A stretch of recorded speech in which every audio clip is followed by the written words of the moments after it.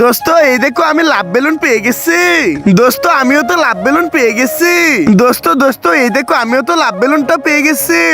দোস্তরা এই দেখো আমি আবারও ছোট একটা স্টার বেলুন পেয়েছি। শিট। দোস্তরা চলো আমরা দেখি কার বেলুনের ভিতর থেকে কি বের হয়। প্রথমে আমি দেখি আমার বেলুনের ভিতর থেকে কি বের হয়। আরে এটা কি বের হলো? রঙের মিশিং। এখন তো হোলি চলেই গেছে, এখন আমি কি করব এটা দিয়ে?